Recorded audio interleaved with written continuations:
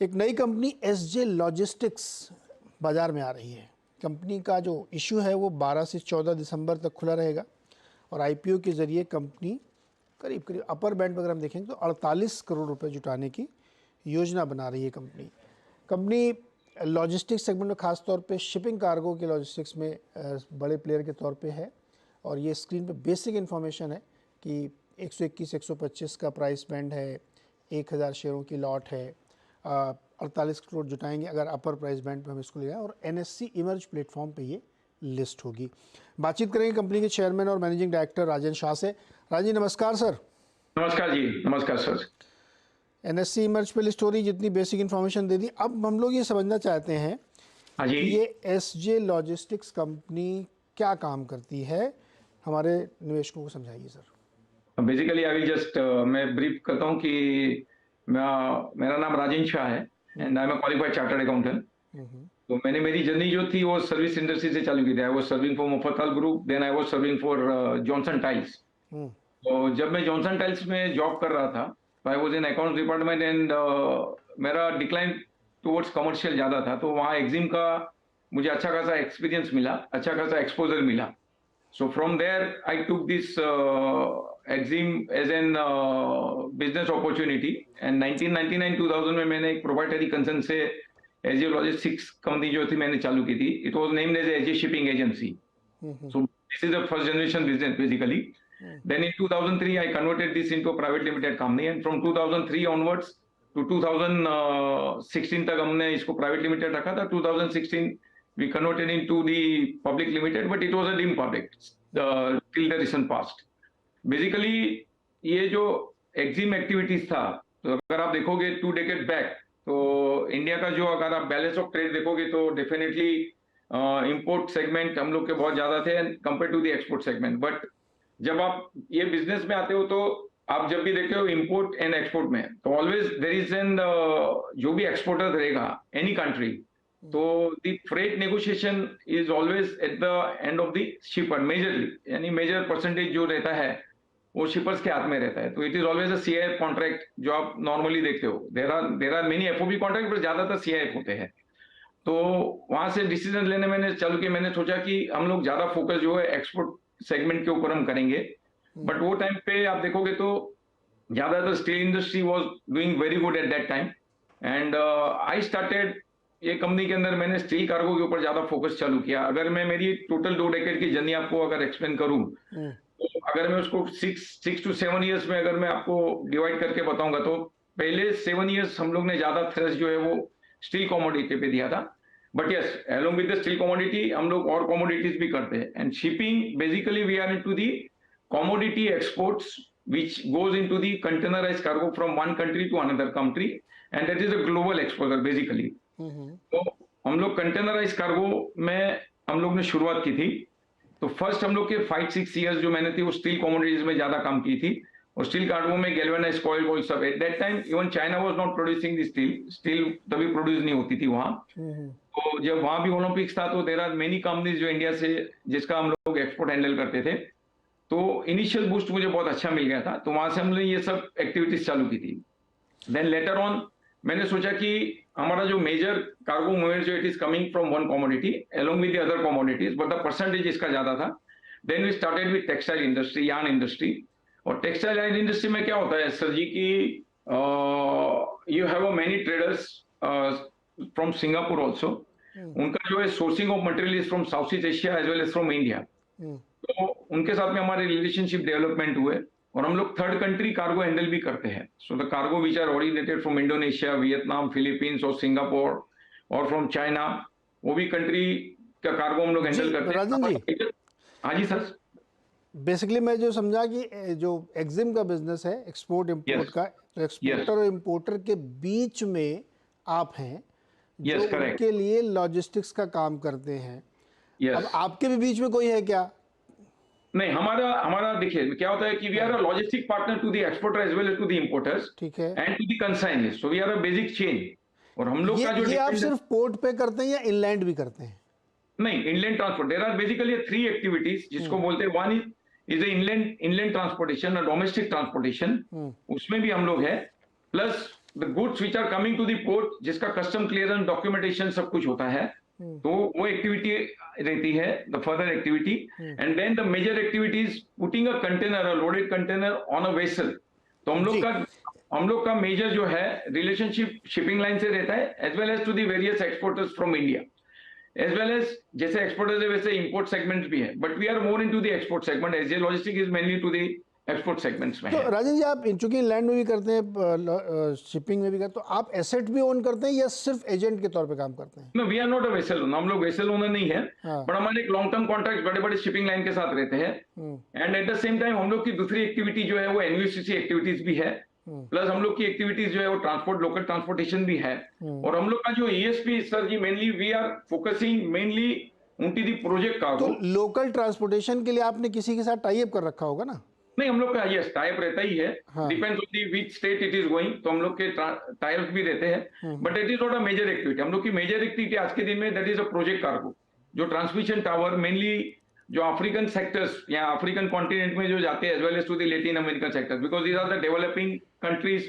तो वहाँ transmission tower के जो इलेक्ट्रिफिकेशन है या इंडस्ट्रियल इलेक्ट्रिसिटी के लिए जो रिक्वायरमेंट है, it is very huge, very very huge. And India is one of the major exporter to this particular continents. तो हम लोग का मेजर फोकस जो है ये दो कॉन्टिनेंट पे ज्यादा रहता है। And we have done a lot of USP work in last 5 to 7 years, जहाँ डॉक्यूमेंटेशन रिक्वायरमेंट वहाँ बहुत बहुत क्रिटिकल रहती है, द पोर्ट ऑफ डिस्चार्ज। तो ये बताइए, आजकल कैसा कामकाज चल रहा है ये एक्सपोर्ट इंपोर्ट वाला? कुछ ठंडा पड़ा है कि एकदम जोर से चल रहा है, काम ही काम है आपके पास? नहीं सर, आपको मैं वही बोला हूँ कि ग्लोबल रिसेशन का इम्पैक्ट जो है वो डेफिनेटली टू सम परसेंटेज आता है, but if you come to the Indian economy अगर आप देखोगे स्टैटिस्टिक्स, तो definitely it is growing up, the exports are going up. अगर आप मैं 2 डेकेड पहले बताऊंगा और आज का बताऊंगा तो फिगर्स डेफिनेटली अगर आप कंपेयर करोगे तो आज जो है it is going up, the exports. Again आप देखोगे तो बैलेंस ट्रेड जो है एवरी मंथ आप देखोगे तो $1.5 billion से इट इज कमिंग डाउन। तो डेफिशिएट जो हमारी कम होते जा रही है, तो definitely the exports are going up and exports are going to go up. इसके लिए हम लोग ने क्या किया सर, स्पेशलाइज जॉब हम लोग भी, हमारी जो है स्टडीज रखते हैं, हमारी टीम है। So we also study market में कौन सी सेगमेंट्स में हमें ज्यादा थ्रेश देना चाहिए, ज्यादा कौन सा सेक्टर जिसके ऊपर हमें फोकस करना चाहिए।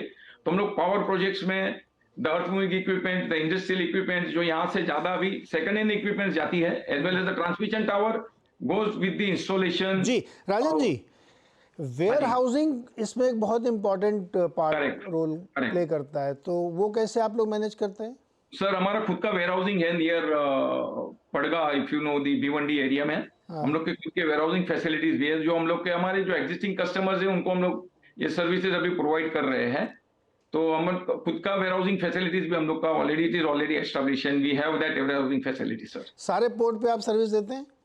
हम लोग ज्यादातर हम लोग का वेस्टर्न पार्ट जो है इंडिया का, that is starting from Mundra, Pipavav, Kandla to Nhava Sheva. हम लोग का ज्यादा मेजर जो हम लोग की कमोडिटी है और हम लोग का मेजर जो मूवमेंट है it is from this part of the world, but at the same time Visakhapatnam, Calcutta, Haldia से भी हम लोग का मेजर मूवमेंट्स है सर, इंक्लूडिंग चेन्नई। अच्छा, सरकार ने बहुत कोशिश की है और बड़ा प्रयास कर रहे हैं कि लॉजिस्टिक्स कॉस्ट को नीचे लाया जाए। Correct. और एक गति शक्ति नाम की बहुत भारी योजना बनाई है जो बेसिकली इंटीग्रेशन वाली योजना है। इसमें आप जैसे प्लेयर्स के लिए क्या रोल है? सर इसमें क्या होता है कि आज के दिन में अगर आप देखोगे तो 13 to 14% कॉस्ट जो है लॉजिस्टिक कॉस्ट हो रहा है। तो गवर्नमेंट वांट कि उसको 10% के आजू बाजू में उसको नीचे लाया जाए। तो अगर आप देखोगे तो अगर ये अगर ड्रास्टिक ड्रॉप अगर 3 से 4% का लॉजिस्टिक कॉस्ट का अगर होता है तो then you will find that many the players will increase. आप अगर देखोगे तो volume will definitely go up, it will definitely contribute to our economy और जीडीपी के लिए बहुत अच्छा रहेगा। The economy will definitely boost by bringing down the logistic cost. It is not that हम लोग अगर लॉजिस्टिक्स में काम करते तो हमें लगता है कि अगर लॉजिस्टिक कॉस्ट कम हो जाएगी तो क्या हमारा बिजनेस कम हो जाएगा। बिजनेस ऐसे कम नहीं होता है, बट ओवरऑल अगर आप देखोगे तो वर्ल्ड में आज के दिन में देखोगे तो we are not even contributing 2% of the total exports. So definitely there is ample scope. Government का target है to go up to 12% in next few years. So you can imagine from 2% to 12% what kind of growth our government is planning. और उसके लिए जो infrastructure अगर आप देखोगे, the roads, जो basic roads facilities जो है near the ports, the port infrastructure facilities, it has drastically improved in last few years. So it will definitely help. अच्छा, थोड़ा फाइनेंशियल्स पे समझते हैं आपसे। हाँ जी सर, हाँ जी सर। अब जो 2023 के नंबर आपने दिख रहे हैं हमें, उसमें काफ़ी शार्प जंप है यस। 22 से। और ये क्यों हुआ है? आपका एबिटा दिख रहा है करीब 12 करोड़ का, और आपने करीब 9 करोड़ के आसपास प्रॉफिट बनाया है।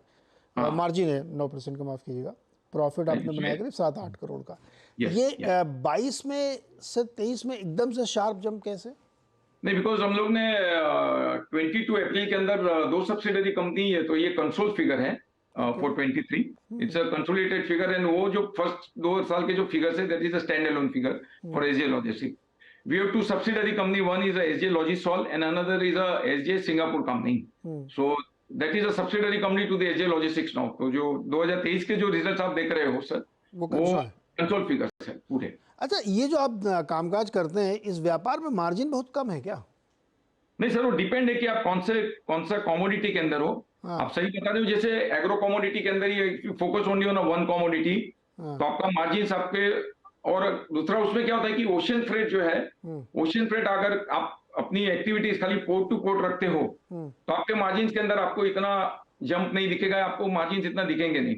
बट इन अवर केस, जैसे मैं अभी आपको बता रहा था कि हम लोग प्रोजेक्ट का कार्गो जैसे हैंडल करते हैं, तो प्रोजेक्ट कार्गो के अंदर हम क्या करते हैं कि वन द डिलीवरी जो हम लोग डेस्टिनेशन में पहुंचती है, तो वहां डेस्टिनेशन पहुंचने के बाद में डोर डिलीवरी भी पूरा एंड टू एंड सॉल्यूशन पूरा हम लोग देते हैं। तो मार्जिन जो है हम लोग के the other side of the world, वो ज्यादा हमारे मार्जिन अच्छे रहते हैं। डेफिनेटली यहाँ की जो हम लोग के बेसिक मार्जिन है वो तो है ही, and on top of that जो एडिशनल सर्विसेज हम दे रहे हैं in terms of documentation as well as in terms of the door delivery, तो वहाँ हम लोग के मार्जिन काफी अच्छे खासे मार्जिन हम लोग ये कवर कर लेते सर। तो वही काम पकड़ो जिसमें ज्यादा मार्जिन है सर। उसके अंदर क्या है? हाँ जी सर, सॉरी, मैं कह रहा हूँ वही काम पकड़िए जिसमें ज्यादा मार्जिन मिले, वही हम कर रहे हैं। एंड दैट्स द रीजन, अगर आप देखोगे तो लास्ट 4-5 साल में हमारी पूरी टीम है प्रोजेक्ट की, जो है पूरा हम लोग का कार्गो हैंडल करते हैं, and they frequently visit to this both the continent, that is Latin American as well as the African continent. Many times even I visit. अच्छा, अभी कंपनी में कर्जा है कुछ कि नहीं? डेट कितना है? नहीं, जो नॉर्मल जो सीसी फैसिलिटीज है वही है, दैट्स इट। और ये इससे जो 48 करोड़ है, इसका क्या होगा?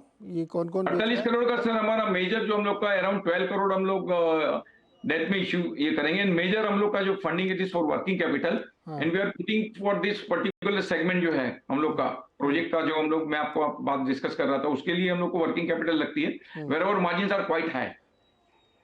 अच्छा, अभी top line as well as bottom line as well as हम लोग का टेक्सटाइल जो नॉर्मल बिजनेस है, इशू के बाद आपकी शेयर होल्डिंग कितनी रह जाएगी? It will be more than 50%। 50% आपके लिए, बाकी सब अलग अलग लोगों की होगी। अलग अलग लोग सर। यस। ठीक है राजेंद्र शाह जी, बहुत बहुत शुक्रिया हमारे साथ जुड़ने के लिए, और आपको बहुत सारी शुभकामनाएं कि आपकी अच्छी listing. Thank you very much Neeraj ji, pleasure talking to you. Thank you so much. Thank you.